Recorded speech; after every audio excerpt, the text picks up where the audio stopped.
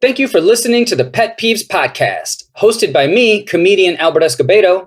I am a registered veterinary technician and not a doctor, so please consult your private veterinarian before taking my advice. Thank you and enjoy the episode.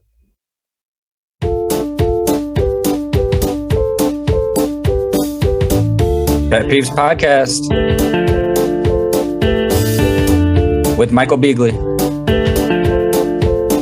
Hey everybody. Back for some more Q&A. Q&A episode number 2.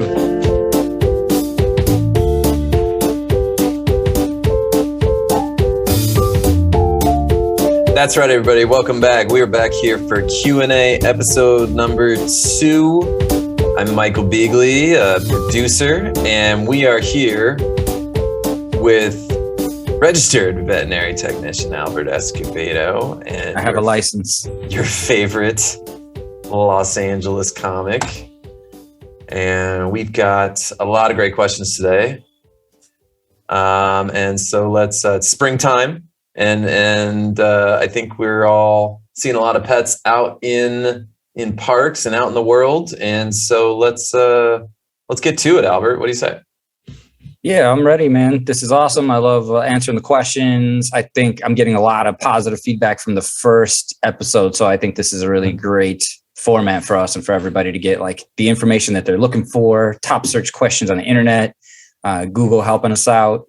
Yeah, so let's do it, man. Let's keep answering the questions. I think this episode is going to be really fun because there are fewer serious questions. So I think we're going to get into it. So hopefully you can give us a little bit of like your professional advice, but the questions they're not quite absurd questions, but they're a little bit lighter questions. So cool. I'm with we got some heavier stuff last night, like bed bugs, lice, COVID. Mental health. It was mental health. It was heavy, Yeah. Okay, great. The lighter side of things. So here we go. First question. What's the best way to pet a cat?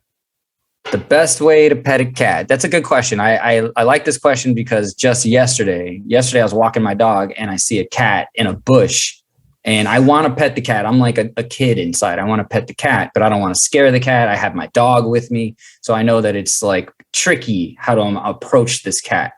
So I let my dog, it doesn't really care. My dog is used to cats. So the dog kind of goes in the opposite direction to sniff a tree or whatever. Mm-hmm. So I just slowly reach my hand out to the cat, like literally like they tell you, reach your hand out, back of your hand, let them sniff your fingers. And that's what I did. And the cat, sure enough, was hesitant at first. And I just didn't make any quick movements. And then the kitty was in the bush and literally stuck its head out to sniff my hand and then let me pet it. And then I just walked away. And that was it. That was the whole interaction. I got what I wanted out of it. I wanted to meet the kitty because I'm sure I'm going to see this cat again. It's in my rotation. It's in your sphere, It's in my dog's laps, the walking laps. So I'm like, I'll see this cat again. So I want the kitty to know that my dog is cool and that I'm cool and that we could be friends because that's how my mind works when it comes to all animals, but cats in particular. I think most of the time a cat outside probably isn't going to let you approach it if you're moving too fast or if you're being too loud. But if it's used to people and people feeding it, then that cat will probably, if you have the right speed and the right energy, probably let you come at least a little bit close to see if you have any food. And if you don't, maybe that will be the end of the interaction. But with cats, I would say just generally, or is the question with cats, right? What's the best way to pet a cat? Is the exact question. With cats. Slowly, just move very slowly. And if any signs of aggression, don't try to pet that cat. Yeah. It's just like with any other animal. Like if it doesn't want you to pet it, it's going to show you by not coming to you. You shouldn't be reaching at animals. You shouldn't reach over their heads. Cats don't, if they can't see you, that's not a good thing. They're going to be scared. And speaking of sight, don't they have isn't their far away vision better than their close up vision?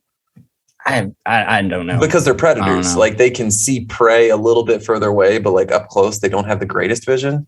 I don't know, because they can get stumped mice. The teacher? Is that what I did? Well, they can get mice. Yeah, those are pretty small and they're pretty close to them. I've seen my cat catch bugs and stuff. So, I mean, my cat can catch bugs for sure. Yeah. So, I mean, they got to be able to see far and near. I don't know which one is better. I know they have pretty good night vision.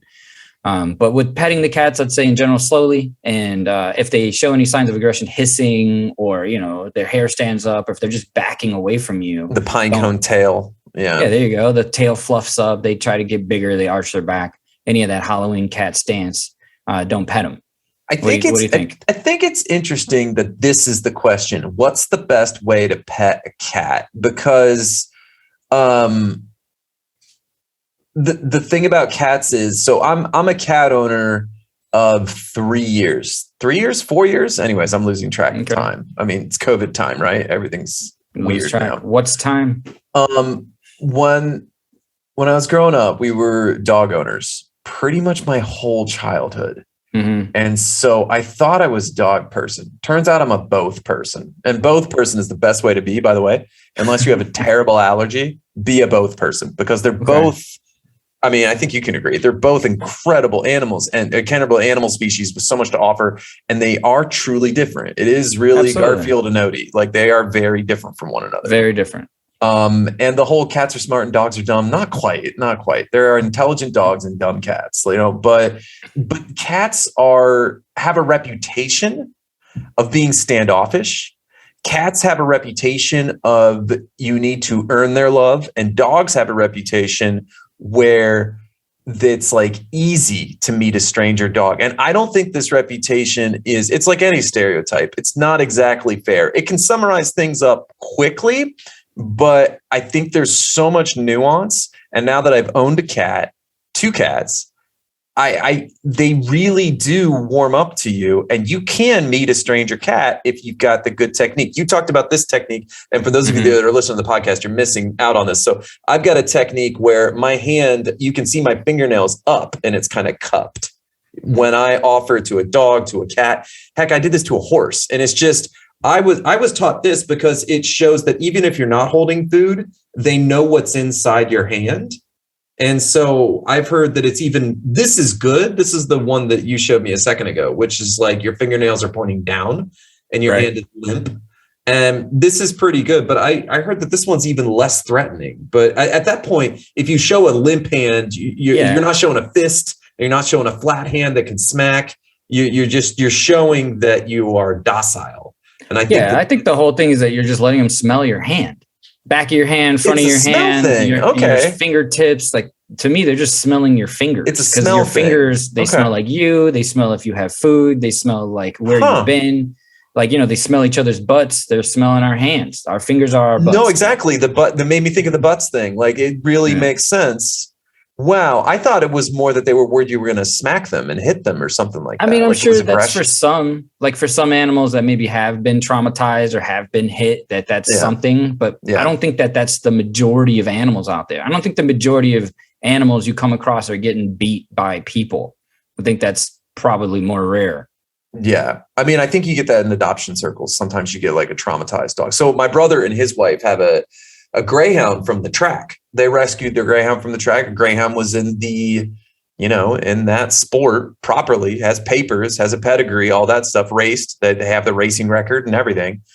And that dog's a bit traumatized, quite skittish, And it's interesting. I met the dog's Minnie over Christmas break. And my brother was telling me, and his wife was telling me that Minnie made true strides, socializing, because she was like really standoffish with so many people, including my parents, including people she'd met multiple times. And talk about not a cat, but you have to give like cat-like patience. Yeah. Day after day after day of getting them used to you until Minnie warmed up to us. And it was interesting as far as petting. A lot of people, when a dog is lying down on their bed, a lot of people will reach their hand towards the dog without thinking twice. Mm-hmm. And they had to tell me, no, this bed is basically a cage in Minnie's mind. And the cage is it's like a force field. Don't you dare put your hand in there unless you want your hand to get bitten off. And that's not our dog's fault. I mean, that's exaggerating, but you see what I'm saying? I get what you mean, yeah. He will that's their territory. That's their territory. So I think when we pet, in my experience as a layperson, man, whenever I meet a strange pet, first of all, I don't reach my hand first thing.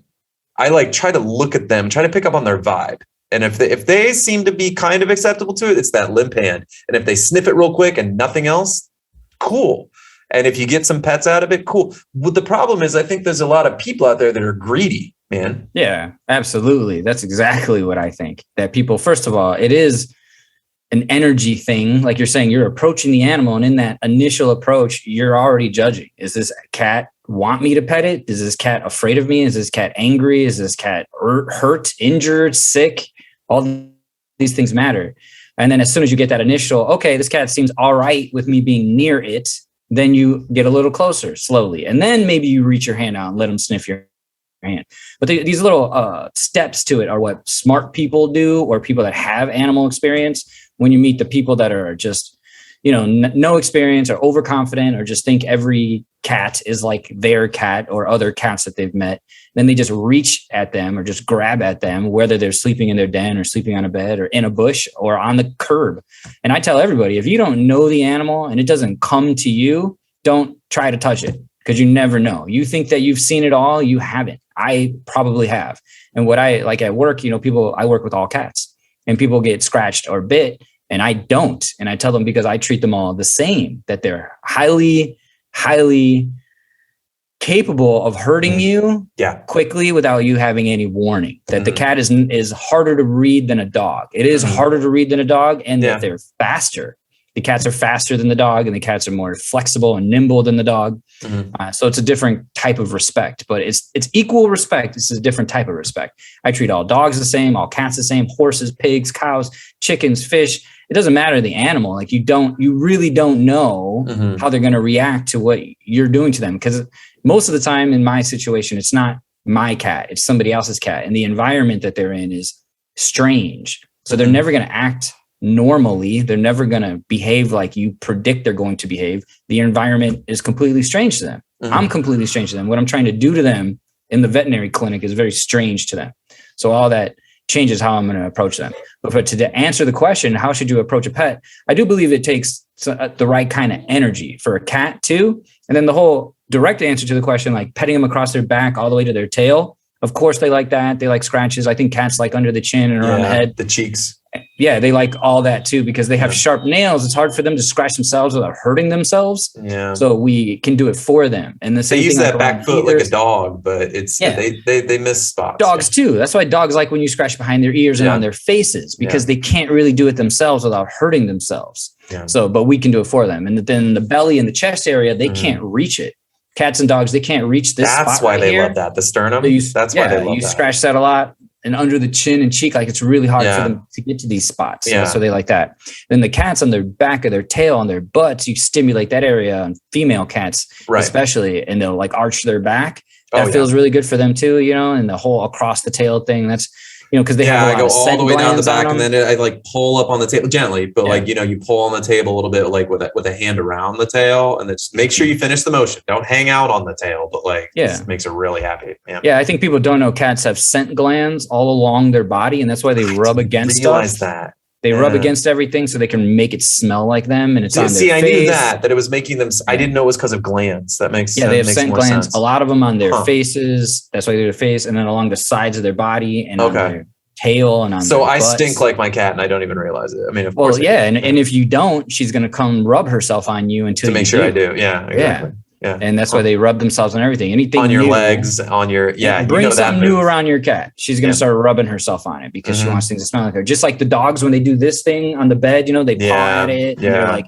digging at the bed. Yeah, just because they want it to smell like their feet. Yeah, and they put their scent on it. They have a lot of scent glands on their paw pads too. Interesting. They do it on all the trees and like a wooden post and stuff like that outside too. Everything. They definitely cats, this is my territory. That's why you pet cats like that. Yes. Cool. I didn't know that. Interesting. All right. So we've got another question from the internet. The internet asks, which pets are low maintenance? So what do you think? Great question, internet. What pets are low maintenance? I love this question. So when I was in tech school, and this is a long time ago, this is in 2003, 4, something like that. Okay. We took an exotic pet class, right? I had to take an exotic and lab animal class. Rats is the answer to the question. What's a low maintenance pet? Rats. They say rats are the smartest, cleanest, easiest first pet for people that never owned pets before, that those are the best first pets for people. That's fantastic. Yeah, my wife had 2 rats growing up, so I think she's going to love your answer to that question. I didn't realize that. That's amazing. Yeah, I think I talked to Kate about it, right? She loved her rats. Yeah. And, when you don't know that and you're young, and I consider myself back in 2004 or whatever to be young and not really have any experience with rats. I just thought that they were gross like everybody else. Like New York rats from like the sewer, like the pizza. A sewer rat. Yeah, right. Something dirty. But that's not the rat's fault. They're just surviving, It is. And now if I see a rat outside, I don't think of it the same way. Like it's like an outside cat or a squirrel, or, it's like, to me, it's the same. It's just an animal. But the pet rats are exactly like they were described in the class. When I have had the opportunity, and I don't have a rat, I want a rat. I've always wanted a rat. Not always, but since I learned these things. And, my wife has been hesitant to allow me to have a rat, but I promise you I will have my rat. And if anybody wants to listen back to some previous episodes of the Pet Peeves podcast, guest Travis Van Ryn, he grew up with rats, and that's one of our most popular episodes. Okay. So I know that there's a lot of rat lovers out there. Very surprised, but that's one of our top episodes. I don't know if you knew that. But I didn't realize that the Travis one with the rats. I didn't know that. Yeah. It's like top 10. Which is pretty incredible because most of the time we gotta have him back rats. on. Talk more about rats. Yeah. So rats, they say because they're very clean, they don't smell bad, they take care of themselves. They'll like in the corner of their den or whatever, wherever you're keeping them, they'll poop in the corner, and they don't like make messes, and that they like you can let them run around their environment and they'll come back like a cat to use the restroom in the same spot.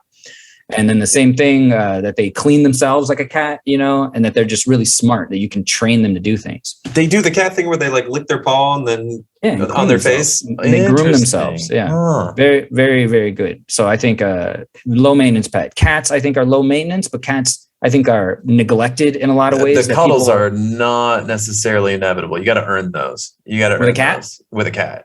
Yeah. Oh yeah. But we're talking about and then when they're real, low maintenance. But you know what? You and I, before the Pet Peeves podcast ever started, you told me about how you would get a little angry about people who would buy a cat because they heard the cats are low maintenance, and that means that they would just basically abandon them, like neglect them, leave for long weekends. And I actually cat sit for someone here in Belgium who did that and just left their cat there in an apartment closed, no outdoor option, no nothing. And this kitten was just not okay, was so neglected that it was like freaking out, wanted to see people, And so when we cat sit, we spend a lot of time there because we're like, this poor cat is just being neglected. Oh yeah, I was just gonna say that. So yeah, you're preaching to the choir here. It's exactly why I don't like telling people that cats are easy pets, because then they get one and think that they could just leave it alone for days at a time. And people don't realize that yes, a cat is a low maintenance pet if you maintain it well. That you have multiple litter boxes, that you're changing the litter every single day. That you don't need to change it every day. You need to clean it every day. And actually, you should be cleaning your litter boxes multiple times a day. So the rule of thumb is every time your cat uses a litter box, you should be cleaning it out. So if you walk by your litter box and there's poop or pee in there, clean it out. We get it. You got to go to work. We get it. You might, come home the next day, but clean it out as soon as you can. So if someone's leaving their cats home 2, 3, 4 days in a row, home alone, there's no way they can do that. And so the cats, they might not suffer directly, but inevitably they're going to have bad litter box habits. And then that's what causes people to want to get rid of their cat, because the cat's peeing in the corner or peeing in their closet or peeing on the, your tax papers or whatever. And a lot of it is because they're not properly maintaining that cat. So to tell somebody that a cat is a low maintenance pet is not completely, it's just less maintenance than a dog. No, I don't even necessarily. I mean, like, I know you're the professional, but I've had both. I don't necessarily agree, because having a dog will sleep all day. You know what I mean? And then just like need to go to the bathroom outside, need to be fed at a certain time, but you can get a robot feeder for a dog. You can get a backyard for a dog. There's a lot of like dog neglect that if you do it right, the dog doesn't live a terrible life, you know? And that's a low maintenance pet at that point. Our greyhound growing up, that's a low maintenance pet. A greyhound sleeps all day. Our cat needs attention constantly. A cat naps, like cat naps are real, but our cat needs a lot of attention. So we have all the robots to help. But yeah, we got to clean that litter. And the cat tells you when the cat's angry. The cat tells you when things are unsatisfactory. She is like choosy about customer service around here. She lets you know. As far as low maintenance, as far as the abandonment, I mean, Kate just went out to the supermarket just an hour, like 5 minutes before we started recording. And the cat started screaming at the door. Like cats don't like being left alone. So I'm calling cats high maintenance right now. I'd rather tell someone that and then they don't get a cat. You know what I mean? Yeah, it's hard to answer. It's almost like no pets are low maintenance because even my fish, they need maintenance. My bearded dragon needs maintenance. Like they all need maintenance. I was just going to ask you that next. Tell me about the fish thing. I've never had a fish. The fish is hard because they need to be fed every day. They need to be fed every day. So someone has to come feed them. Can you get like a robot thing to do? I don't know. Does that exist? A robot feeder for fish? I've looked it up before. I think they exist. I bet it does. I mean, it's probably not far-fetched. I have a robot feeder for the cat. And, do fish need attention? Do they like being spoken to? Do they like... I learned a lot about fish at your wedding in Belgium from one of the guys I met there. From Ricardo, Ricky, that he was telling me that absolutely they like attention. Absolutely they like interaction and stimulus, and that they do benefit from conflict because it's good for their blood pressure and blood flow. That like if fish are alone with no stimulation, that they don't fare as well because they never have any peripheral blood flow, like to their fins. Because it takes their blood pressure to increase because they think they're going to fight or run, the fight or flight reactions. Yeah. And that they don't get that if they're not stimulated. So yes, they do need some interaction. It's like animals need stimulation. It's like the question, which pets are low maintenance? The answer is basically, we can tell you the ones that are the most low maintenance, but realistically, you get a pet, that's some responsibility. You're committing to something. Oh, yeah. And I guess, yes, there are automatic fish feeders. I just looked it up. Of course there are. I don't even know why I bothered looking it up. Yeah. But yes, your bearded dragon, can you elaborate on that too? Because again, I've never had a bearded dragon. He's tough. He's really tough because if you leave him in the terrarium, he will just lay there and sleep a lot. But that's not good for them. They need exercise. They're like if you see a bearded dragon in the wild, they're running around, they're climbing trees, they're chasing bugs. They're living a life. They're fighting. They're looking for mates. So for us to keep our bearded dragon in the terrarium, just because he'll sleep all day is not what's good for them. So what I've summarized and looked up, I've done some internet research and figured out for myself that the more we take him out of his terrarium and let him interact with us and the dog and the cat, the more friendly he is, the more used to the environment he is. And honestly, in my opinion, the smarter he is because he's learned how to navigate his environment. He's learned how to interact with us too. And he knows how to find where he wants to go, which I think is more important than, he could get from one end of the room to the other, but not just that. He'll go from where his cage is to where the sun spot is outside on the patio. So he goes through the dog and cat door, the little doggy door, goes through it just like the dog and cat do, goes outside, finds a sunspot, lays in it. When the sun goes away, he moves to a different spot. When the sun moves, he moves to a different spot. When it gets too cold, he goes back to where his terrarium is so we could put him back inside. And then if he doesn't want to be in his terrarium, he puts up a huge fight. Like if I try to put him in there and he doesn't want to go, he fights, he pushes, he puts his arms out to the side like a dog that doesn't want to take a bath. Oh my gosh, wow. And then when he wants to come out, he has even pushed the lid off of his terrarium and climbed out on his own before. Goodness. So as much as he's pretty stoic and will lay around and do nothing, he also likes attention. He's very looks around. He's very curious. He's always trying to figure out what we're doing. If we're sitting over here. Well, speaking of the cuddly question we just had, he's climbed up on you a lot and he likes pets. Yeah.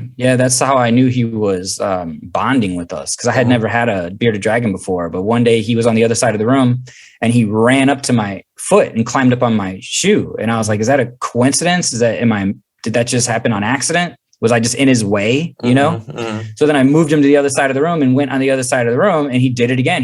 I sat on the floor and he ran up my lap and onto my chest. Yeah. And I was like, oh, he loves me. That's pretty clear behavior. Yeah. Yeah. It was pretty awesome. And then he likes to be right here. Like if you put him on your chest, he'll come under your neck like a cat does. That's cool. You know what I mean? Because that's what exactly. And you try to nuzzle in there. That's like I know the next questions are asking about cats or pets that cuddle. Yeah. We'll get to that. Yeah. But what's this one? Low maintenance pets? I don't know. It's really hard. I don't think there are any low maintenance pets. There's just some pets that are less maintenance because you've trained them well, because you have a good system, because you have some consistency, because you've done something to control their environment and their eating and their exercise and their socialization, that you're allowed to step away for a day or two. But hopefully you have a pet sitter, like as well trained as my pets are, and I know I can leave them alone. I would never leave my pets alone for too long, because they need interaction, they need stimulation, and I need to know that there's no emergencies happening. They're like children. This is something we've talked about in other episodes. Right. My dog is only 7. You would never leave a 7-year-old home alone for days. You know what I mean? And you're saying like, the dog in human years is 49. Like, no, she isn't. She's still a 7-year-old. She's a 7-year-old dog. Entity. You can't leave her alone for very long. And just like the cat is 3. You can't leave them alone very long. And that's the other part of it. Like, regardless of how well they're trained or what automatic feeders you have or water fountains and automatic cleaning litter boxes and all that, you're not going to know if something went wrong if you're not there.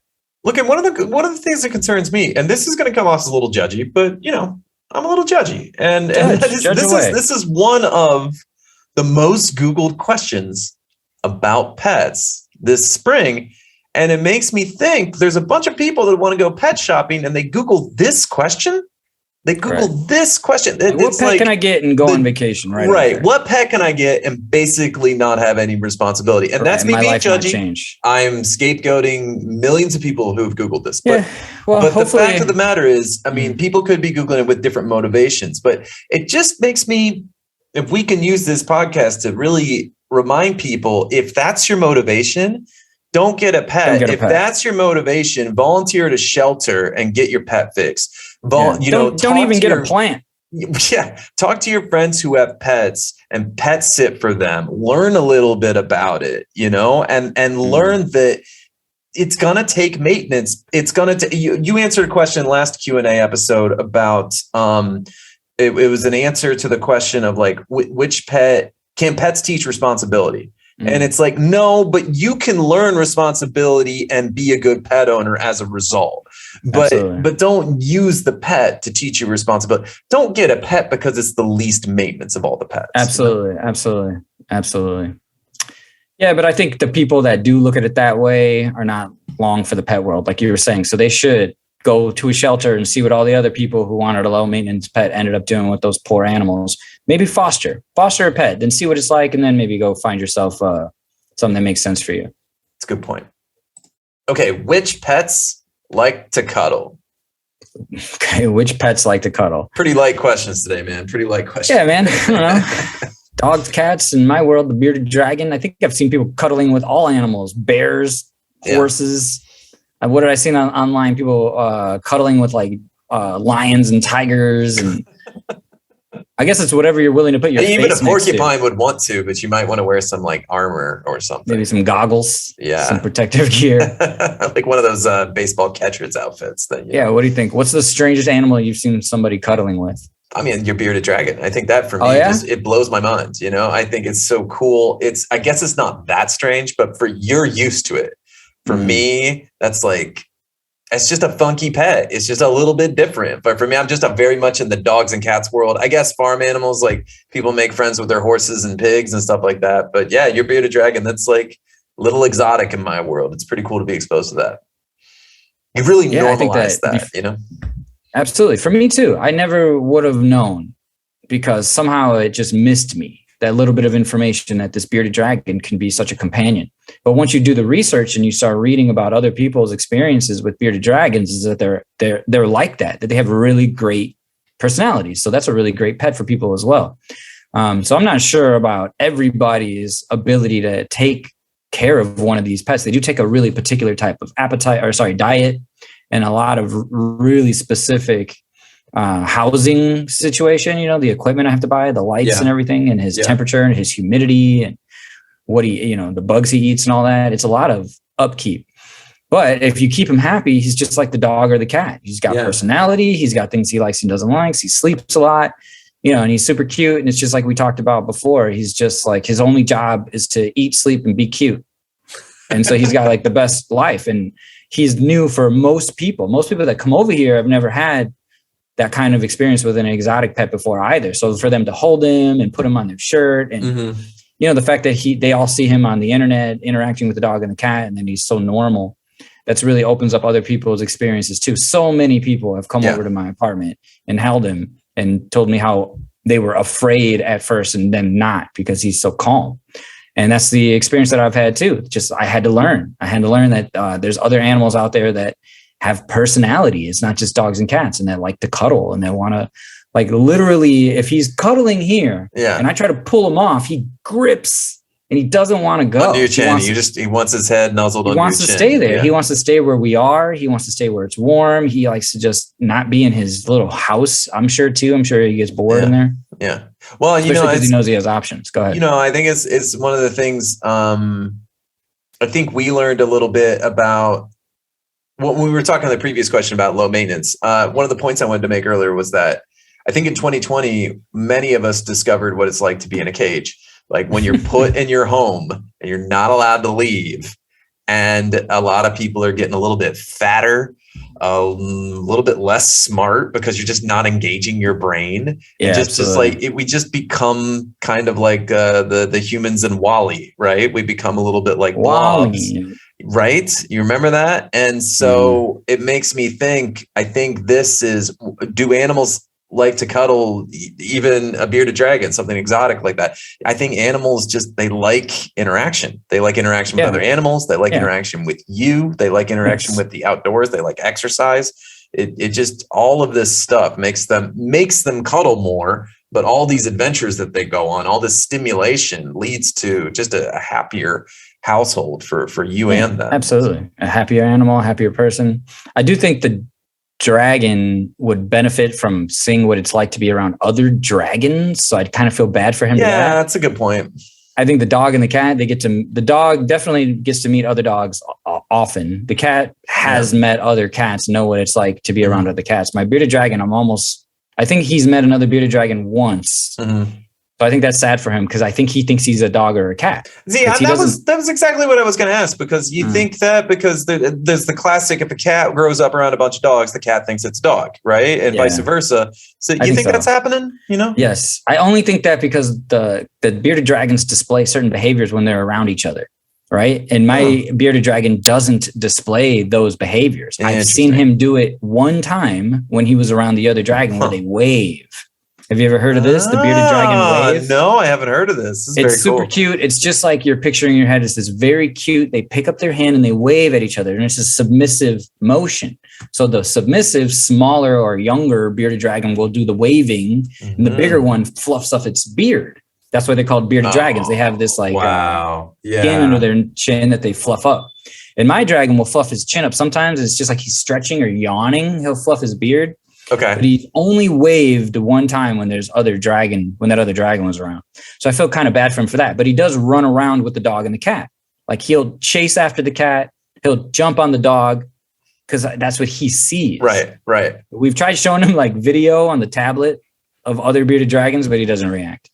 Yeah, I think which pets like to cuddle. You asked me earlier, what's the kind of the wildest cuddling pet situation I've ever seen? It's your dog and cat cuddling with each other, and other dogs and cats cuddling with each other. Seeing videos on the internet of dogs and cats cuddling with each other, because we keep trying to socialize Salty, and Salty loves people, and Salty's fascinated by dogs, but she needs to always be in a position where she feels safe. And she's a lot of an instigator. And so I think she likes getting dogs in trouble and watching it brew. Awesome. And so the dog next door, the neighbor dog next door, really wants to play with Salty, and Salty like hisses at her and does just enough to get the dog in trouble, because the dog's a small yappy dog and gets in trouble, but it's not the dog's fault. It's Salty's fault, but Salty's, doesn't bark. So I think Salty's just, we named her Salty for goodness sakes. Like we get who she is, but she is becoming friends with the neighbor cat. They don't quite cuddle, but they sniff each other. They're around each other. They go on adventures together. Like Kate caught them in the office when I was out at work. Oh, that's right.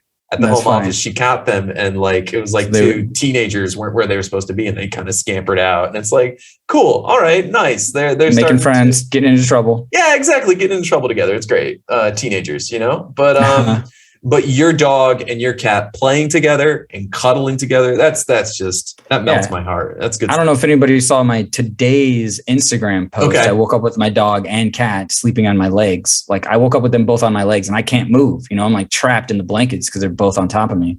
And like, yeah, they sleep together and we wake up in there, like, cause they have a dog bed and a cat bed. Okay. And a lot of times we find them either sleeping in the same bed together or they've swapped somehow in the middle of the night. So they just love each other. And I don't know how that happened, how you get animals to want to cuddle with each other. I think just raising them together and getting lucky too, and being, around them a lot. I think that's a big part of it. We're just around them a lot and we interact with them a lot. I think a lot of people have pets and kind of just leave them over there to do their own thing. That's not how we are. When we're at home, our pets are right with us the whole time. And if they're not, we go like grab them, bring them over, because that's why we got them. Because we want them. You were invited to socialize. Now, if you scamper away, that's your choice. But you're invited. Sure. Like, yes, exactly. And it works for us. It works a percentage of the time. Like not every time, but when we bring her towards the other thing, like Salty's kind of young and she's fidgety. But the thing I've noticed is she really likes to cuddle for about 2 minutes. She likes to cuddle for about 2 minutes and then she's like, I'm going to run away and do something else, but it's kind of a short attention span, but it's very rewarding. And our old boy, before he passed, he would cuddle on you for 3-4 hours. He wouldn't move, so it's just a different thing to get used to, but I think it's an age thing. I mean, is it? Sure. You tell me. I don't know. It just depends on I would say probably with age, they're going to be more, lethargic, just like less likely to want to go play. They're going to be less playful. I would say not lethargic, less playful. He's got that kitten energy, man. It's like the whole and your world kitty is yours, also indoor outdoor kitty. So I think she just has a lot of like options of things to do and places to go and things to play with. And she hates being bored, I think. She can just go outside and play. Yeah. So my cat, she needs more stimulation. She plays with the dog a lot because there's nothing else to do. She plays with us a lot because there's nothing else to do. She doesn't go outside. Which pets like to cuddle? The one thing I do like it is when you've got your pet is really stimulated and they come in and tell you what they want. Like are you interested at all in getting some of those like communication buttons? Have you seen some of those? What do you think about those? I think they work. Stupid? I think it's cool. You think they're no, I think they're kind of neat, I think it's cool. I mean, I just like, I don't know. I've never played with it. So if that were something I ever played with and had the option of having it at my home, I would probably take advantage. Why not? Yeah. Well, you're talking about like where the animals push the button. Yeah, they say want. like treats, food, pets, walk, treat, pet me, walk me. Yeah, that kind of stuff. Yeah, I think that's cool. And I know that I've seen it work. And I know that you could teach your dog to do it. And your cat too. I've seen people teach cats to use those same kinds of devices. Well, we don't have that yet. But she just walks in and she has a certain meow where she just yells at you. And she's like, hey, play with me.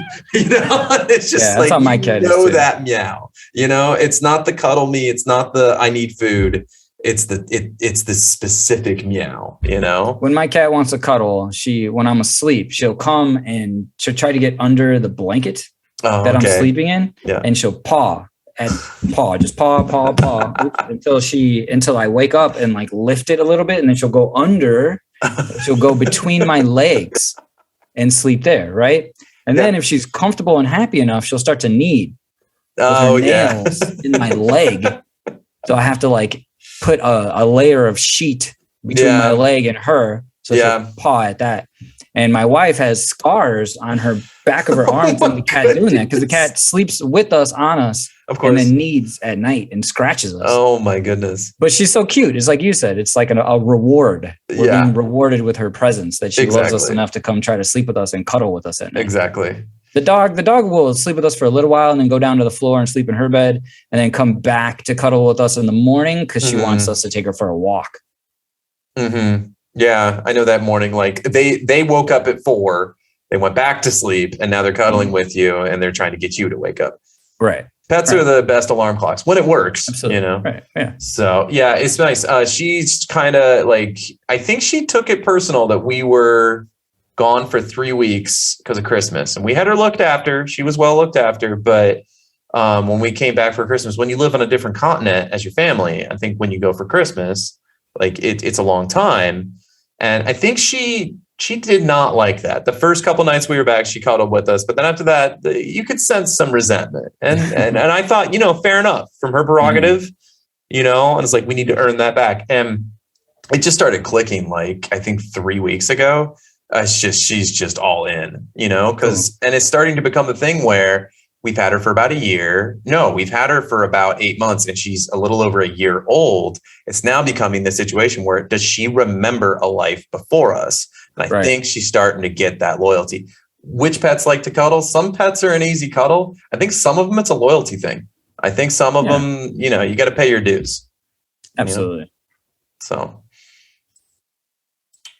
what's the next question? Here we go.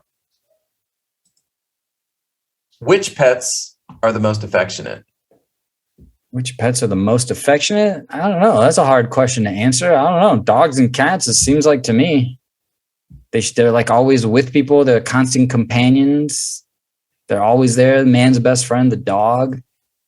What are their, I mean, people like, does my bearded dragon show affection by wanting to be near me? I guess so. What is considered affection?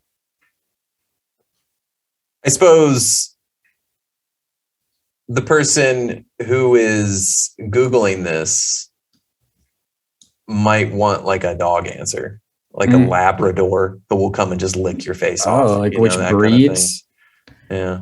I guess so. I mean, that makes a lot of sense. That's probably more of what the question is asking, which kind of breeds and stuff like that. Well, in my opinion, this is my opinion. Females, dog or cat, are a little bit more affectionate. Like if you have a female dog or a female cat, they're gonna be a little more needy attention wise, and the males will be a little more independent in general. Not always, but I think sometimes. And then I think with a lot of the dogs that are more needy are the working breeds. The dogs that are going to want your attention a lot are dogs that are used to having a job and they're bred to do something. So they're just like waiting to be told what to do, waiting to be told what to do, waiting to be told what to do. So they're going to be there a lot. And then they're also, those are like the terrier breeds and the working breeds. They're very smart. They're super smart. So they're going to want your attention and they're going to learn how to get it. They're going to learn how to get your attention in one way or another. And then they're going to repeat that behavior over and over and over again until you can train them out of it. So that's like a good thing and a bad thing. They're going to learn bad habits just as quickly as they learn good habits. So you got to be really good with those kind of dogs. What about mutts versus pure breeds? So do you notice any difference affection behavior wise? No, not really. No, but I do think that pets that come from like a shelter situation or some traumatic background are a little more needy, a little more like glued to their owners or their adopters. They're a little more like hide under the legs and submissive and just not trusting of new people. Yeah. So the affectionate ones, I think they're going to be more affectionate to you if you don't socialize them with other people too. They're going to be like under your legs. They're going to be wanting to be in your lap. Right. If you have a dog that's in your lap all the time and you don't ever put this pet down, dog or cat, any breed, they're going to have a hard time when other people try to come around you. I think that's the other part. Which pets are the most affectionate to whom? I think there are additions to this question for clarification. Yeah. Yeah. And then you have your like happy-go-lucky golden retriever that's just affectionate to everybody, that just wants to be everybody's buddy, everybody's best friends, running around sniffing everybody with no prejudice, nothing, no filters. They're just everybody's friend. So I think that's like a younger animal thing. And then animal that just hasn't had any negative interactions with humans, that's only had positive interactions with people. They're going to want to meet everybody. And then those breeds too, those golden retrievers, those golden labs, those, what am I thinking? Chocolate labs too. I mean, chocolate, any of those just most popular breeds in the world. Wagging so hard. Yeah. Yeah, they're just so used to people, and then that's just inbred into them to just be affectionate, and that they're usually normally the dogs that people aren't afraid of. And I think that energy is a big part of making dogs friendly. Like how to approach a dog, well, have good energy, have a good confidence. And that goes a long way too. So when someone sees a golden retriever, when someone sees a yellow lab, they're less afraid than if they see a pit bull. And shout outs to beagles too. I mean, I've had a lot of really good interactions with beagles. They can show really good affection, Yeah. Beagles are affectionate. My dog is affectionate. She's a dachshund mix, dachshund terrier mix. And those are dachshunds, is a terrier breed, working dog breed. Yeah. So super affectionate. My cat is super affectionate. Every dog I've ever had is affectionate. And they're all affectionate. They're all different breeds. I think They're all terriers though, and somehow that's just happened. The dogs are from the shelter, cat. I don't know. It's pretty random. What do you think? I think that one of my biggest shout outs for affectionate but original is the Greyhound, who I have a lot of experience with. So our Greyhound growing up, very affectionate. Again, my brother's current dog, pretty traumatized. She's affectionate if you're in her circle of trust, you know? And then our neighbors here in Brussels have a Greyhound. He is maybe the most affectionate dog I've ever met in my life.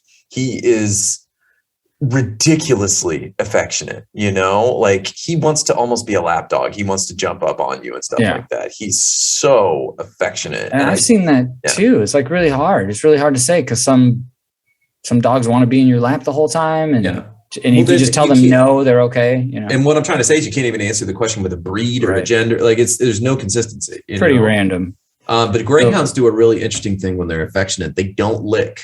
They just put a cold nose on you. Do you know any other dog breeds who do that? That don't lick? That don't lick.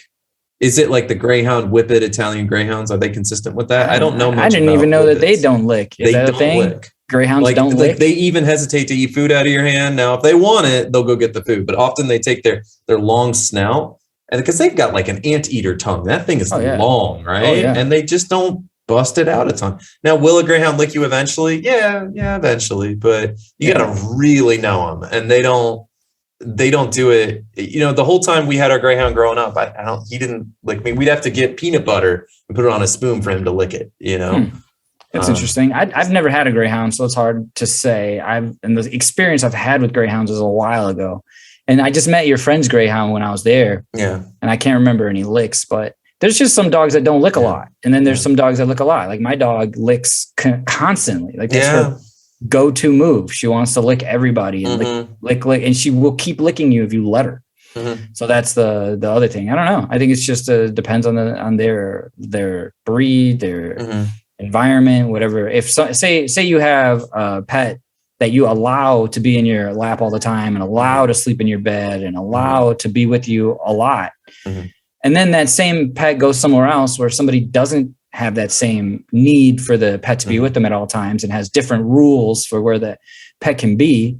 I bet that they'll adjust their behavior and need less attention and be less affectionate. I bet a lot of it is learned. You were mentioning earlier about rats. Like rats are pretty affectionate and pretty, cuddly and things of that nature. Yeah. I don't know. I've never had one, but not that I've not heard that they're a super affectionate. I just heard that they're very smart and clean, which makes them a low maintenance pet, an easy low maintenance pet. Yeah. Not necessarily super cuddly, but smart and clean. And surely when I think of something being smart, that it learns that you are its caretaker and that they learn that you are the source of its happiness. Yeah. So you have some kind of bond and relationship. But I'd say cats are hit or miss when it comes to affection. But once they figure out, hey, this place is safe, then it's like, it's their choice, but they choose to be affectionate very often. Now, what about like horses and cows and pigs? And there's a lot there there's a gap in my knowledge there. How affectionate do these get? I've seen them all be affectionate. I've seen horses go up to people and nuzzle them. Of course, we've all seen horses nuzzle people. The horse nuzzle, that's classic. Yeah. And the same thing with cows. Like my wife and her family will do a lot of work with cows. So I've been recently around where the cows know the certain people, know my wife, and will come up to them and lick them. And a lot of licking with these cows too, that you wouldn't have predicted. Their big sloppy tongues and just their nuzzling too, and their big soft noses. Yeah. So, I mean, I've seen that too. These animals they learn to associate you with whatever pleasure, positive reinforcement you're providing them, stimulus, food, affection. And as long as you're nice to them, they like you. Well, hopefully, these videos are doing so well. I'm hoping we can get some people like making some comments and things like that. Hey, I've got this pet and they're actually really affectionate. And you guys didn't mention that. Like, I don't know, maybe someone has a snake and they're affectionate or something. An affectionate owl. I want to know. Right? Birds. I didn't even think about birds. Like my dad has a bird and I don't know if he's affectionate. He definitely wants attention.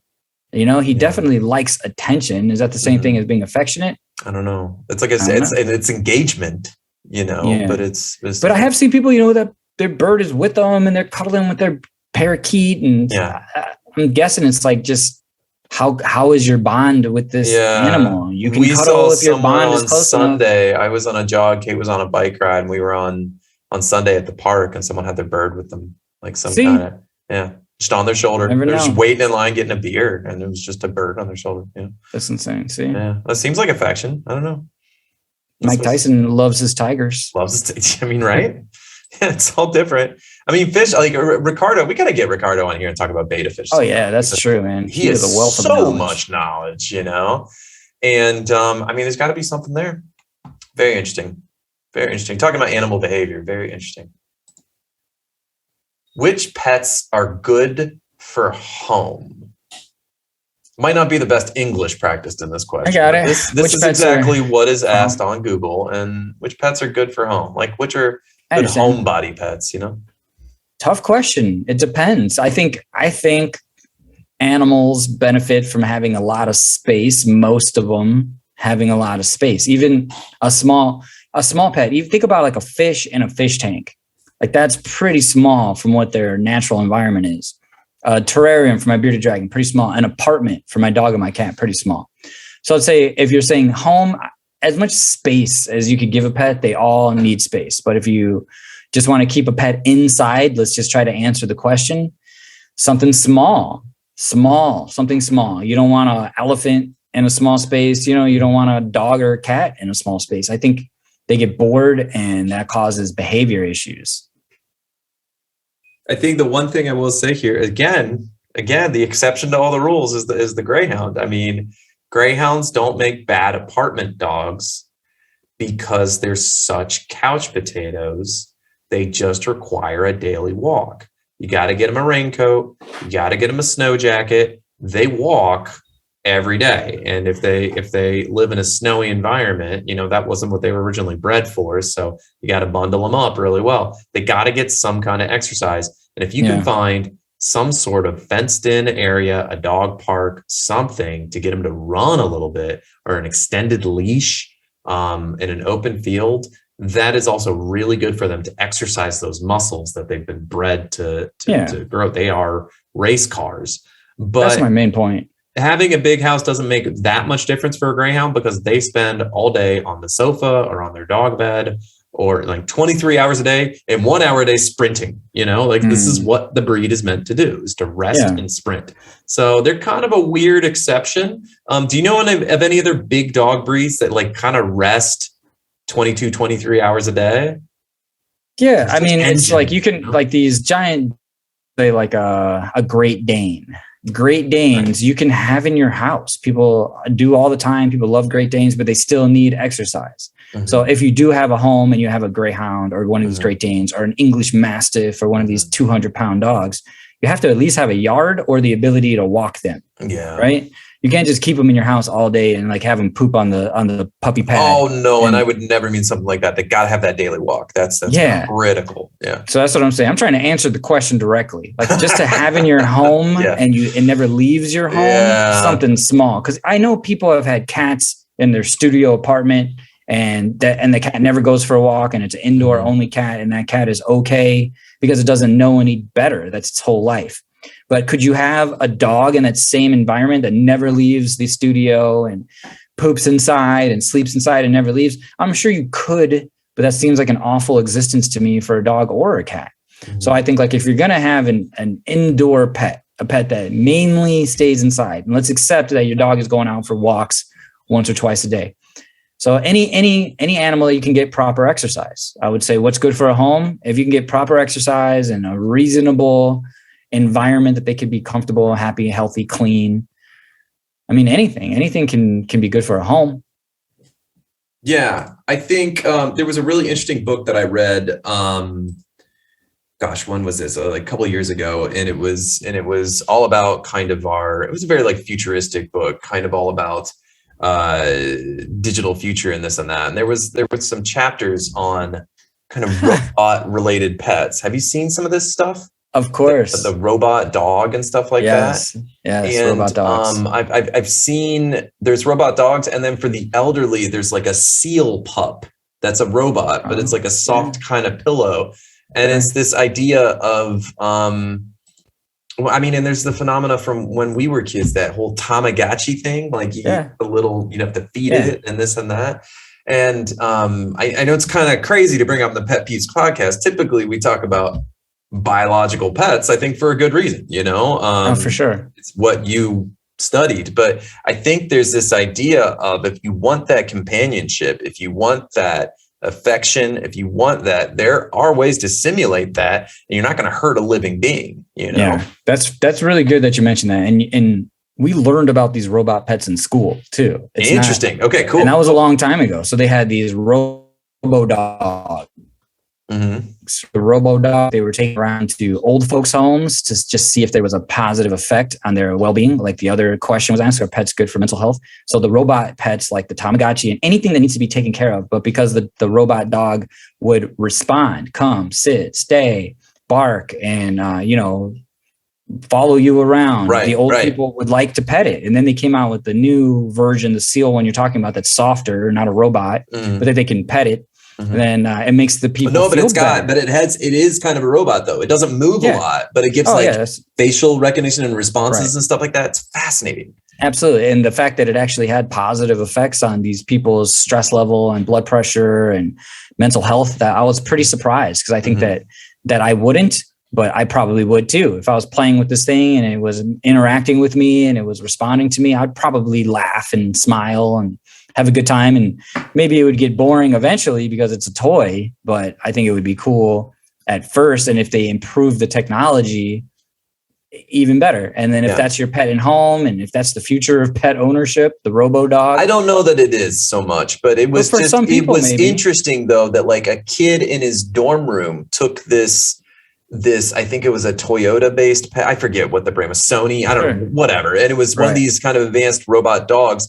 And he took it to his dorm room, and because you can't have pets in your dorm room, but he wanted that companionship, and he had it his senior year of high school. So he took it to the dorm room, and that was one of the stories that they told in this book. And I thought it was amazing. Like, this is a robot, but it's giving the human part of that equation is experiencing something similar. Yes. Right. Now there's no exchange. There's nothing ticking up there, but we're going through the motions of pet ownership. I'll tell you what, maybe the answer to the question, how do you teach pet responsibility? It's that.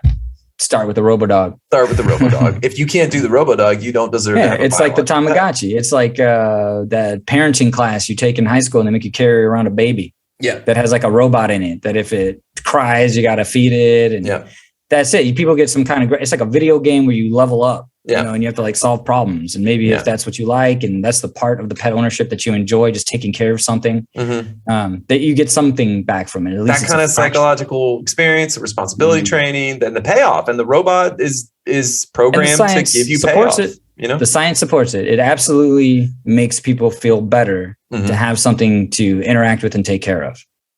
So, even if it's not actually alive. So something small, or, maybe consider alternatives to biology. Like don't make friends with your Roomba. It's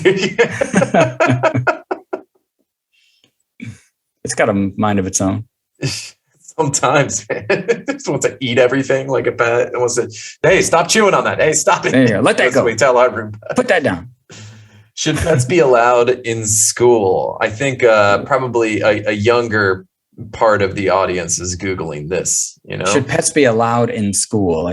Like emotional support animals or service animals? Or they just mean like, can you bring your pets to school day? I literally copied this from Google Questions, so we're gonna have to interpret it. I brought my pet to school once. I did a show and tell and brought my dog to school. That was pretty fun. Your Greyhound? But it probably wasn't good for the dog. He was shaking like a leaf, It was like too much stimuli, too many kids. I have done presentations at schools where we bring an animal and talk about dog safety, cat care, being responsible. It's like stuff that, comes up obviously. But I think actually like people just randomly bringing their pets to school, absolutely not. Definitely not. Terrible. Yeah. Because people are irresponsible, and especially school, in my mind, it relates to young people. Young people don't make great decisions a lot of times when it comes to responsibility and just taking responsibility for if something goes wrong. These are children. They're not even able to take full responsibility if something goes wrong. We had mice in a cage when we were in 4th grade. Class pet. That makes sense to me.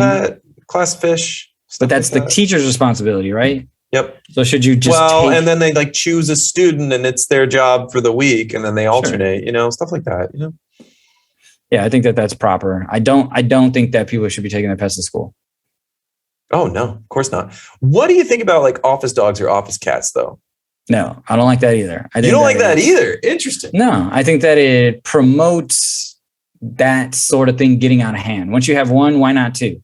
And then once you have two, why not three? And then who gets to decide? Yeah. There's more than one person that works there. What if some people don't want a cat walking around or a dog around? What if you don't want that? Now you don't have a choice. What if you're working at like a newspaper and you have the cat that exists at the newspaper and you've got this terrible cat allergy and you're just trying to do your job? You know what I mean? I'm saying it becomes a conflict of interest. I just think that it's not the right environment. So and I'm an animal advocate. I love animals. And in the places that I've worked where there's a cat walking around or a dog walking around, it's fine. I don't care. But I do most of the time see it becoming an issue. Because say like I work in an environment where we're bringing in animals. Yeah. So now there's just this cat walking around and this dog walking around. You don't know how those interactions are going to go with these other animals. Yeah. Let alone if there are no other animals around, it's just people. Huh. You don't know how people are going to interact with that dog or that cat or vice versa, how they're going to interact with those people. So that's what I mean about bringing animals into public environments without it being like super controlled. You're just asking for trouble. And I think places like school, it's too many variables to bring animals around unless they're like you're saying the classroom pet stays in the classroom, stays in a terrarium, stays in an enclosure. Mm-hmm. If you have a service animal, it stays with one person, and that one person, that pet is supposed to be trained and supposed to have, proper license and certification, like we talked in the other episode. So that's I don't know. I just think it's a slippery slope. That's interesting. It's interesting. I hadn't thought of that. Will pets eat their owners? Yeah, this is a weird question. This took a dark turn. Yeah. Will pets eat their owners? I mean, I've heard that it happens from reputable sources, so I'm sure it can, but I don't think it's that common. But like in what situation? The situation that I've heard it is like where the owner dies and the pets aren't getting fed. So they find something to eat, and it happens to be. And they probably don't eat the whole thing. It's probably just they just like chew, nibble. Yeah, they nibble on the fingers, they nibble on the nose, they nibble on the like whatever. And I know it's cats is what I've heard, but dogs too. I've heard too. I've heard dogs. I've heard cats. Because what I've heard is once that happens, that they don't try to rehome those pets. That those pets that they're not going to just send to live with another person after that. So those animals end up in the shelter a lot. Wow. Okay. And I'm sure that happens more often than people think about. Like an elderly person that has pets passes away and no one knows about it for a couple of days. What happens? Yeah. Yeah. Well, and it also makes me think of like the movie Jaws and what that spurred about like sharks and this idea of like sharks eating people, the man eating shark, and how that's largely a myth. Statistically, it's largely a myth, and it's led to killing off a lot of that species, of those species, which is really detrimental to like ocean hierarchies and things of that nature. Yeah, this is like that. I think that stereotype that a cat will eat you when you die is super overblown. Got to be overblown. It's got to be overblown. Yeah, yeah. Or pigs. I've heard about like if you have a pet pig, that's the problem. But I have heard you can feed bodies, so that's something. But I've heard that from gangster movies. Yeah, that's a lot of movies. Have I actually known anybody who's done it? No. But Pablo Escobar apparently. Yeah, I mean, I've seen that in a lot of gangster movies. It's pretty popular. I think pigs eat like quickly. They're pigs. They eat like pigs. I mean, that's, the stereotype is around for a reason. They're not picky eaters. Right. So it's not so much that like they crave human flesh. It's just it's like we'll put gravy on it and they're not picky, Yeah. So. Pets eating owners. I don't think that's. Yeah. Maybe it happens, but even like if I tried to look it up, I couldn't find any stories. Only like BuzzFeed clickbait. I found some clickbait junk, and that was about it. I didn't, I bet if we dug deeper, we could find some real story. Florida man, but yeah, I'm sure there's an exception out there, but also if you're gonna have a pet tiger, I mean, I guess I have heard a nasty story about that people had a boa constrictor and Yes. then they had a baby. Yes. And the boa ate the Yes, baby. this is true. I heard Yes, about I didn't that think of- story. I've heard stories about that. Yes, snakes swallowing their owners, Like, or a kids and stuff like python that. or something. Yeah. I'm not telling the story perfectly. Yeah, so but these like, are pets. There was a story of a family that lived in the same building with a pet store, and a giant boa got out of the pet store, climbed through the vents, and swallowed 2 kids. Two kids, and this is a true story. People could look that up. Yeah. So, can pets eat their owners? Yes. I mean, if your Yes, pet's they a can. boa constrictor, but you know, I don't. Again, I'm going to be a little judgy. I just don't fully understand the having a baby and then having an exotic huge python as a cuddly pet. I know people bond with snakes. Happen. Yes. I know people Yes. bond with snakes, and I'm not trying to say they don't.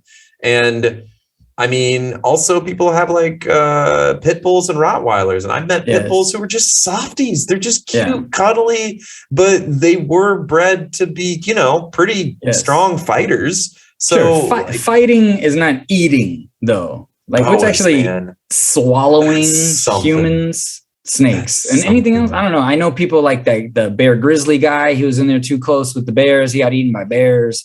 So like, it depends what you consider a pet. These wild animals you consider a pet, it might take you out. People that have like the pet lions and pet tigers, you know, there's people getting eaten. Depends by on those what you pet consider lions and pet tigers, right? Especially if you get something from outside, like a wild animal, and you take it in and try to turn it into a domesticated pet. But there's not an epidemic like of like Pomeranians eating humans. No. See, now I'm looking at the question differently. What are you calling a pet? That wolf that you raised from a puppy that you think isn't going to snap? Or what about the people who stick in their heads in the alligator's mouth and the alligator bites down? Yeah. I mean, Pet Peeves Podcast, overanalyzing clickbait since 2016. The nuances. I tell you, you got to get into the nuance. You got to get into the nitty gritty. Next question. Can pets reduce stress? This kind of picks up on the thing we talked about last week, but I think it's more specific. You know what I mean? It's not just mental health. It's just stress reduction. Absolutely. I think the answer is yes. Can pets reduce stress? Absolutely, they can. How do they reduce stress? I think like it's physiological. Like you have a physiological response to a pet like you do to a baby. The way that it looks, its facial structure, big eyes, cute face, and soft, and you can pet it. All those things are like for reducing stress. It's soft when you pet it. The smell of a pet, even that smell makes you like relax, like the smell of a baby and that little face and their little big eyes and all that. Like you have an innate response to all that to lower your blood pressure, stress, and all that. What do you think?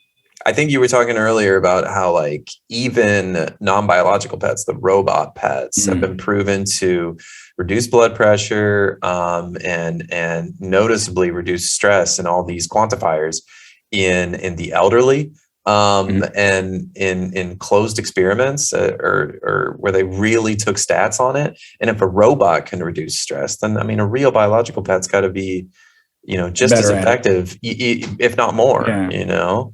So, and even those moments when a pet can increase stress, when the pet does this thing that you're not supposed to do, like, okay, fair enough, but that's just part of the maintenance, part of the responsibility aspect. But when you feel a pet's love, I mean, it's got to be stress reduction. It's got to be. Absolutely. And then as the other side, can they increase stress? Sure.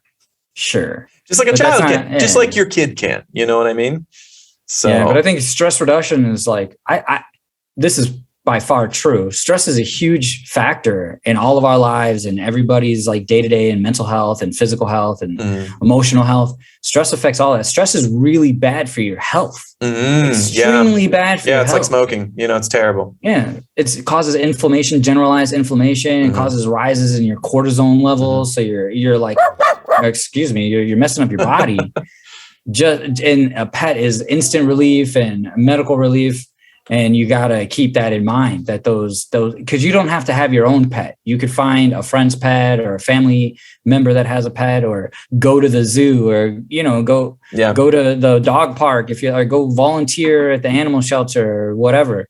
So you can get that little bit of interaction with an animal that's scientifically proven to reduce stress. You know, here's something that's kind of interesting is like when a pet picks up on your stress levels. See, that's the thing, like that animal intelligence, they really they really can sniff it out. You know, I know our cat can pick it up. If like because we don't really argue at each other too much, but sometimes we will like raise our voice about a third situation, and we need a sounding board. And when you've got your husband or your wife there who can just like, and we usually like ask permission, hey, can you hear me out for a second? And you kind of raise your voice about a third thing, and you're not angry at, but the cat might misunderstand.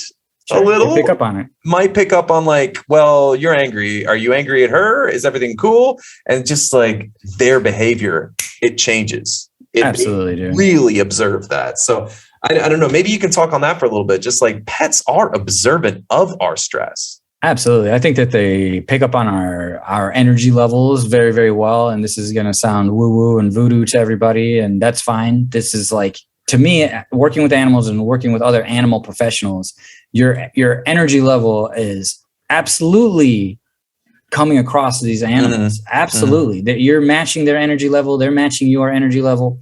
What do you want to call your energy? I call it like stress and anxiety. When you have a lot of stress, your hormones start to, pump, your blood starts to pump, your adrenaline is pumping, and they can smell that. They can probably hear your heart rate increase. They can probably sense a lot more of those stress, those reactions to your stress than we can even fathom. They're like in tune with it, you know what I mean? And in a way that maybe we get distracted by modern life. Like they are really they pick up on things. Yes, and it's wavelengths. If you're ever monitoring anesthesia, there's wavelengths for your respiration, your heart rate, and the electrical impulses that are sending signals through your body, and that's energy. That's energy. So when we talk about cats and dogs and animals reading your energy, it's a real thing. When we're stressed too.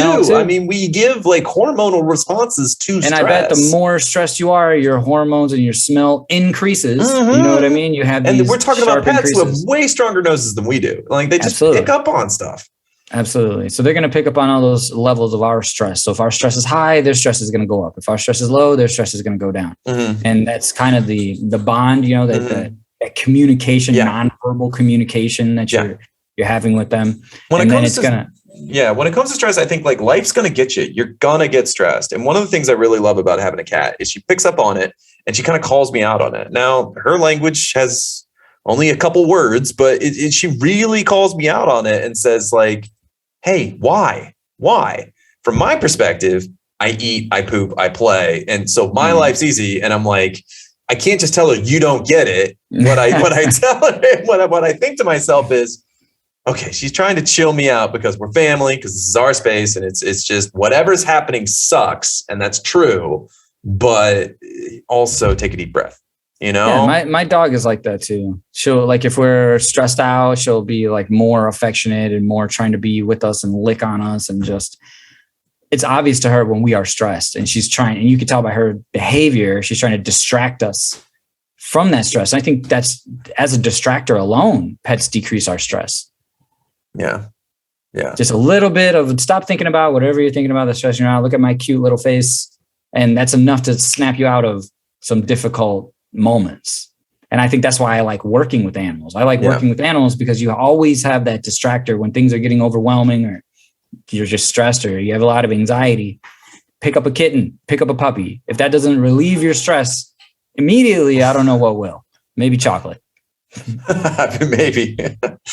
Really good Belgium chocolate. Exactly. No, I mean, I think it's really curious, and I don't think it's woo-woo. I think it's psychological awareness. I think when we speak this psychological language, behavioral language, I do think, like you said, there's the biological sciences of it too. There's the hormonal response. There are literal frequencies that you talk about blood pressure. So there's actual science to back this up. And I do think some people take it into woo-woo area, and you know what, to each their own, not trying to judge that. No, but I think here on the Pet Peeves podcast, we are trying to keep things scientific as much as possible, at least from your angle, and I think this is behavioral psychology. This is backed up, I accept the woo if there's some scientific back. If there's been some testing and I've seen the woo is just the vocabulary, because there's science to back it up. It's just hard to describe it. That's all. That's fair. Yeah. Next question. Can pets dream? Speaking This is a good one. of birds, can pets dream? But dreaming, again, a lot of scientific background for dreaming. We humans need to dream if we're going to actually rest, have REM, rapid eye movement rest, that makes us a functioning human the next day. I've been sleeping like a baby lately. I actually remember my dreams when I wake up now. Nice. And I tell you what, I feel like a champion when I'm awake, you know, and when I'm not sleeping well, I don't remember my dreams. It just feels like a period of time when I pass out between when I'm awake. You know what I mean? So do pets dream? I have no idea. I assume they do, like everybody else assumes they do, because we've seen them dream, be asleep and barking, or be asleep and moving around, and we see that rapid eye movement too. And I think that they do, but I don't know if there's any way to actually prove it. They have brain activity when they're sleeping, like dreams, like we do, and the patterns are similar, so we can assume so. But I have no idea. Is it images like we have? Is there language? Are they chasing cats up in heaven? Who knows? I have no idea. How would we ever know if they're actually dreaming or not? Well, what do we know about dream science so far? Like, I mean, I guess, man, this sounds like a good podcast episode. Can pets dream? Sounds like a podcast episode, and have a psychologist on here and just inform us about, like, or maybe we do a little internet research and discover, like, what is current dream research? Because I'm sure there are people at institutions researching dreams, because I'm sure we're trying to figure out what makes us tick when we're asleep. I know I've read a few articles in whatever newspaper about dream science. I just can't recall it at the moment. But everybody knows that the dog moving their legs when they're asleep, and it's the running dream, you know, like exactly. Chasing something. That has to be something. Or, I mean, Salty will kind of snore, and like the rapid eye twitchy movement, and she's just kind of sniffing. It makes me wonder if something. She's doing something outside in her dream, you know? So, but have you noticed anything interesting about like the sleep patterns of your bearded dragon, for example? No, he just sleeps. I've never seen him twitch or move his eyes or anything. He's just like in a coma. He's just knocked out. Sometimes I'm like, are you alive? Are you breathing? Yeah. Does he sleep with his eyes open, or? No, his eyes are closed, but he'll, like, if you make noise, he'll wake up and look at you and then go back to sleep. So no, I've never seen him do anything that leads me to believe that he's dreaming. But the dog and the cat, yes. I'm not sure about other animals: horses, cows, pigs, gerbils, hamsters, snakes, rats. I have no idea. I know plants can be genetically modified to receive way more sunlight, but most normal plants that aren't genetically modified, even their leaves, many of their leaves will fold. And this is the equivalent of sleep. I'm not saying plants dream, that's too woo-woo, but just like this idea of sleep is something most organisms require. Even fish rest. I don't think fish are on the same sleep wavelength, but they rest. For sure. My fish definitely sleeps, for sure. Yeah, both you see that your fish sleeps, Yeah, but do they dream? I mean, I hope so. I hope they do. Yeah. That would be sad if they didn't, especially because I assume that they do. If I found out that they didn't, that would be pretty sad. Then I would be wondering, like, what is the brain chemistry activity going on that's making the dog kick the feet and the cat, move around and twitch her nose, like you're saying, and rapid eye movement. Like, what are they thinking about? Because I think about my dreams are typically distorted memories or things that I'm thinking about or images that have come into my brain somehow, some way. Yeah. So I don't know. Do pets image in their head the same way we do? Do animals have the same kind of memory images that we do, like a photographic type of memory? Well, I've heard that, like, as far as animal intelligence is something that I like to do some casual reading on from time to time. And that it was previously kind of assumed that that dogs and cats, that mammals similar to us, but inferior intellectually, right? They don't think so much about past and future.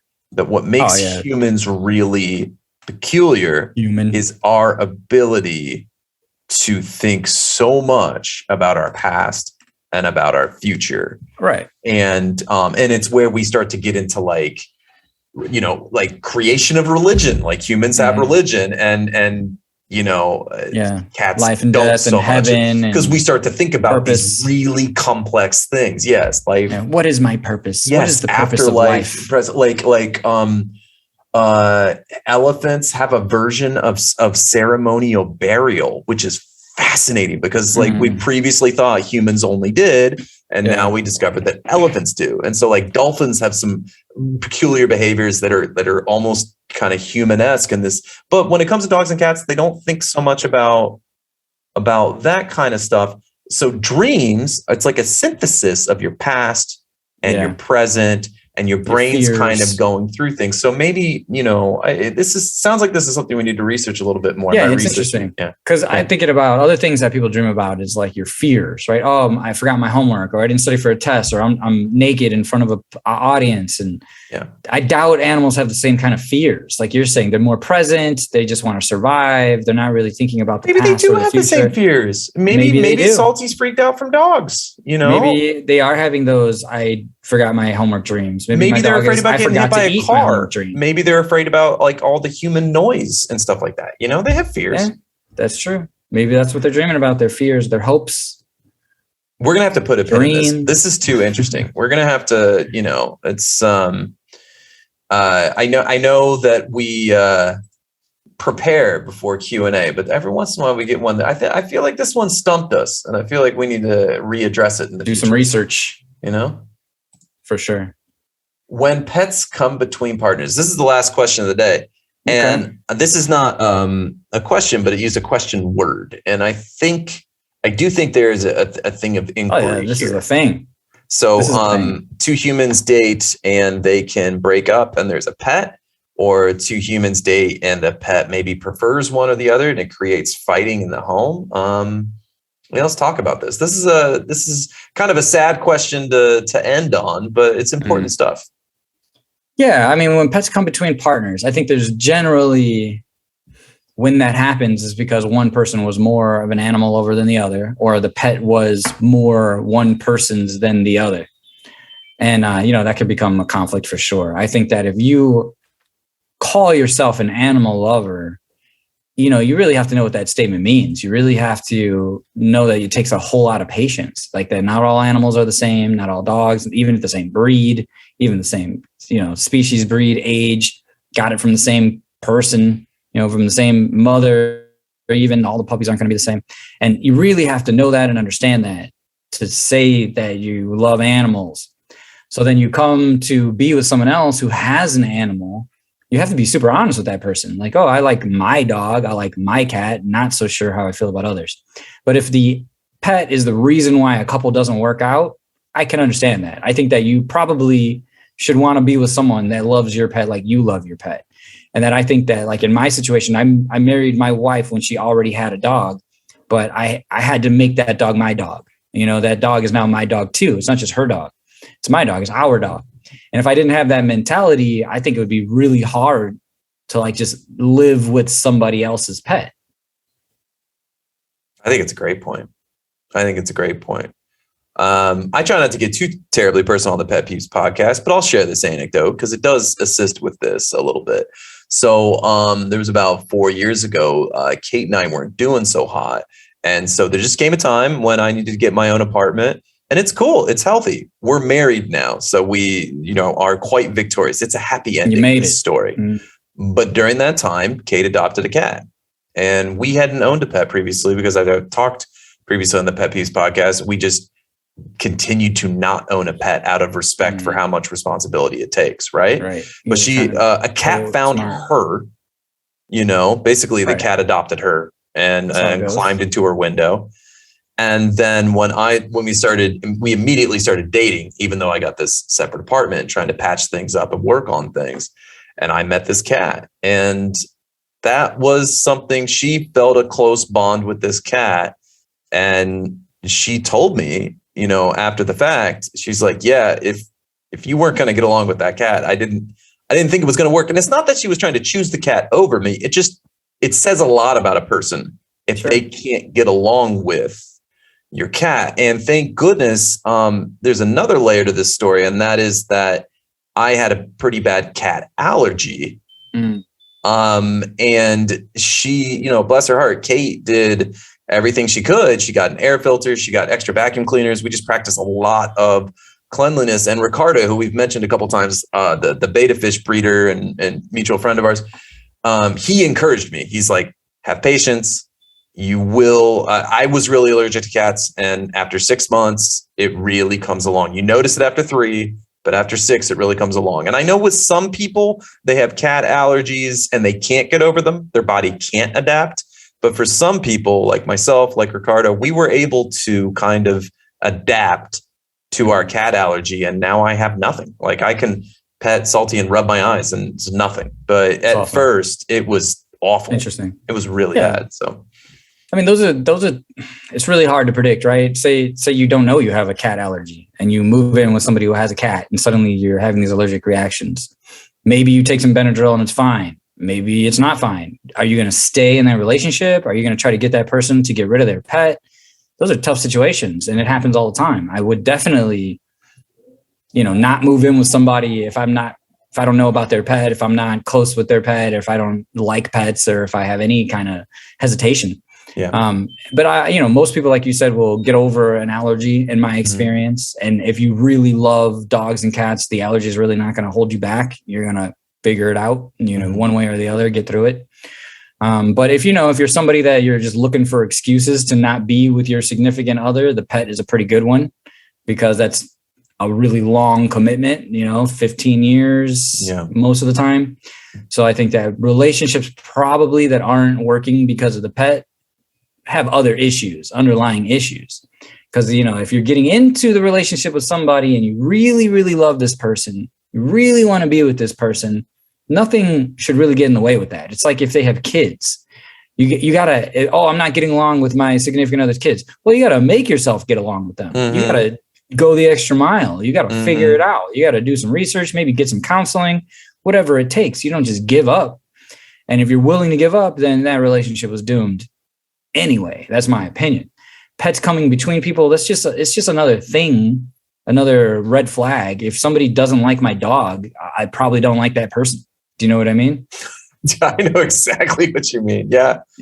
So if it was my girlfriend or my wife not getting along with my pet, that would be a real problem. That'd be a real problem. And you know what? Not all dating relationships have to work out. So if you're listening to the Pet Peeves podcast right now and you clicked on this video because this is something you've been thinking about, it's either I'm not getting along with my partner's pet, or it's your pet and your partner's not getting along with you. Maybe it's not working out. Sorry, but that's okay. Not every relationship works. It's about being honest with yourself. It's about asking yourself your priorities. You don't have to be overly dramatic about it, but sometimes things don't work out. Sometimes you're not meant to date someone. You can be friends with them, but sometimes, it just doesn't work out. And pets are important, and it's okay to prioritize them. Yeah. And I was going to say, on the other side, though, if you're already in a very happy relationship and then you go get a pet and that pet starts stressing you guys out and it's hurting your relationship, then I understand you looking for another home for that pet. I have family members who had great lives, normal lives, and then they got a dog. When if it were me choosing for them, I would have told them, don't get that dog. You don't have a life to support getting that dog. But they got the dog anyway. And then they're hitting me up every week for advice. And sometimes my advice is start looking for a new home for that dog before it ruins your relationship, before it ruins your everyday, because you're already not able. You don't have the capacity to do what you need to do to make this work. And that's not your fault, but don't make it the dog's problem. Don't make it the cat's problem. Find a new home for that dog. Find a new home for that cat. Start looking now. Don't wait till you have to take them to the shelter. Don't wait till you're trying to pawn them off on somebody who else is going to have a bunch of problems with them. Do it the right way. Take your time. Find a good home for those pets. I don't think people should be getting divorced from a happy marriage over a dog or a cat that wasn't a part of the original relationship. I think that those dogs and cats, you could probably rehome if you put some effort into it. Very important piece of nuance. Thank you for that clarification, because that's yes, of course. Yes. I mean, the order in which you do things, the order in which, did you get the pet first and then you start dating? Well, maybe that's a reflection on a red flag, like you said. But then if the opposite, yes, of course. But there's always, it's case by case, because you never know. It's hard. I think I think people don't really know what it means to be a pet owner a lot of the times. Even if say, oh, I grew up with dogs and I've had a dog. Now I want another dog. Like you've only had 3 dogs in your life. That's not a lot of animal experience compared to somebody like me who's had so much more animal experience than you. And I'm very hesitant before I get another pet or interact with somebody else's pet or try to pretend like I'm okay with someone else's pet that I met once or twice. Like that's not how it works. But people that have very limited pet experience, just their own pet, just their one dog they had, they think they know it all. And it's like, no, you don't know what you're talking about. There's such a variety of ways that this could go. And maybe sometimes, you know, the dog is the one you should choose and not the husband or the wife. You know, those things happen too.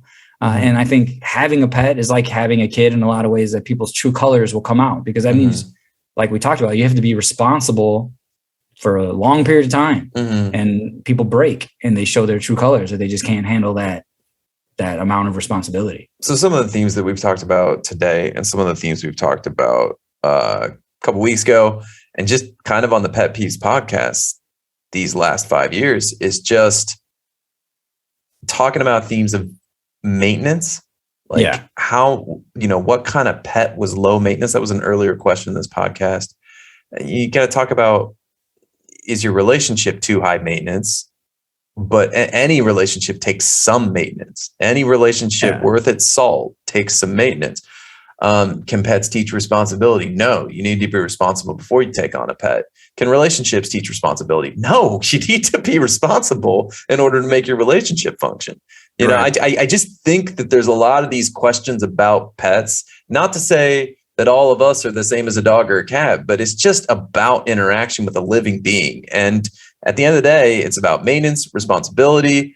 It's about, you know, what's the animal that gives the best cuddles? Well, we talked a lot about animals that you got to earn it. I mean, it's like humans too. You've got to earn your healthy relationship with responsibility and with maintenance. Priorities, maintenance, you know, consistency, all that adult stuff. You're taking on multiple living beings in your home. You know, you gotta make sure you're in order. You got to make sure that your relationship with all parties is healthy, you know?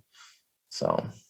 Yeah. But if you don't like my pets, you probably shouldn't come over. But you know, it was important nuance though, too. You got thank you for telling that story about your cousins, because I think that's illuminating. You know, absolutely. Like you had a perfectly happy marriage, then you got a dog. You shouldn't have gotten a dog, you know? Yeah. So, and it's, you might even love the dog, but if you don't have time for the dog, it's not your fault. It's not the dog's causing fault. You a bunch of problems. Yeah.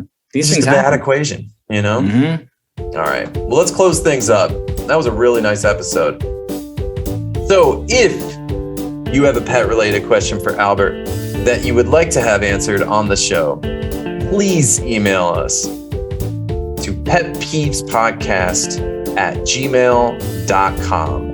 That's petpeevespodcast@gmail.com. And guys, if you're watching this as clips, you know, drop a comment underneath the video and let us know your little nuanced story, your personal story about how you connect with these questions. So we want more questions. We want to hear from you guys. We want to know, like, what's the story of you and your pets? Albert, thank you so much. Pet Peeves Podcast, Q&A, episode 2. We're learning from you, the professional. We're learning about our pets. Thank you, sir. You're welcome. Where can the people find you on social? Hey, check us out at the Pet Peeves Podcast on Instagram at Pet Peeves Podcast, on Twitter at Pet Peeves Pod. You can find me on Instagram at Albert the Comedian, or on Twitter at Albert M. Escobedo. And then you can find us on YouTube. Find all the videos on YouTube, all the clips, and then you can find the full episodes of the podcast on your favorite podcast platform, all the good ones: Apple Podcasts, Google Podcasts, Stitcher, Spotify, SoundCloud, Anchor. It's out there. You guys can find it. Thanks, everyone. And we'll see you. Thank you, Michael. We'll see you in, I don't know, a week, 2 weeks, whenever we can fit in the next one. We'll get some more questions answered for you guys, okay? For sure. Thanks, Mike. Have a good night. See you later, everybody. Yay. Thanks for watching.